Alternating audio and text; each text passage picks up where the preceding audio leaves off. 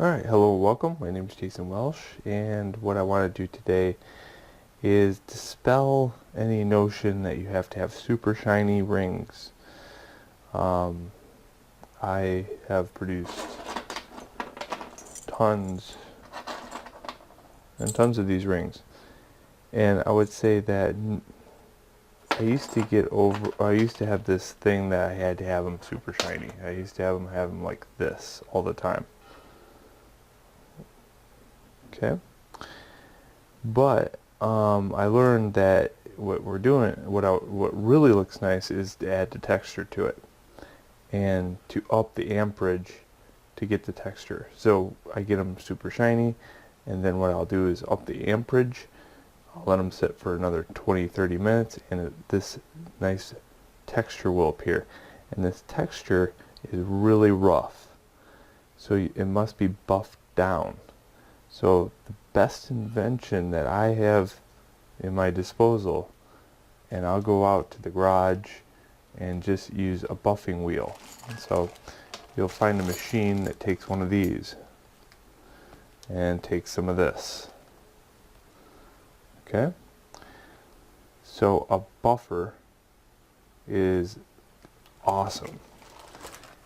Here's a polishing compound. This is black. It's for iron and other metals. Now this one really takes that down. I mean, like, it will remove anything of texture down to the point where the texture looks a little bit better, but it almost takes too much off. The best one I found is the brown.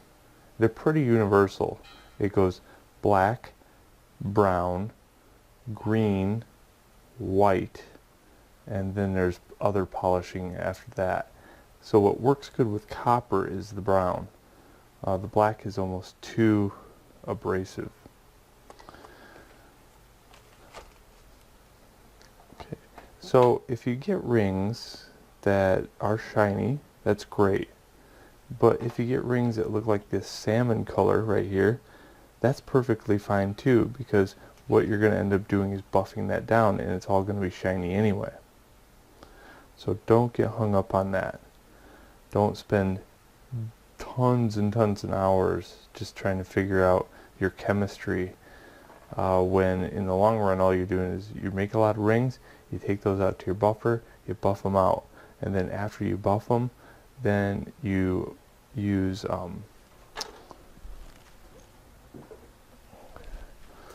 Denerex, because the buffing compound gets stuck onto the ring. Okay, so what you use is Denerex, and you use a little bit of baking soda mixed with Denerex, and it's an amazing combination. Now the only reason Denerex works so good is because it has salicylic acid, and that's for dandruff. Okay, so that little bit of acid mixed with the soap is a good combination.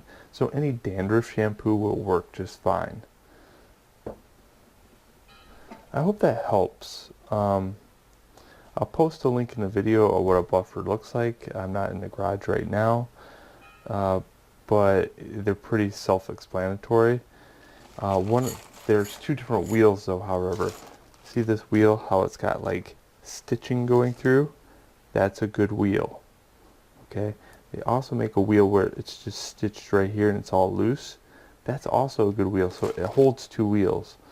This one would be for an aggressive polish, and the other one's good for large texture changes. So I would, for example, this ring that has a lot of texture, I would first buff it on this one, and then afterwards I would buff it on the other one. This one I would run a brown instead of a black, a brown, and then the loose one I use a green. A buffing machine will hold two 6-inch wheels next to each other. Alright, cool. So I hope that helps.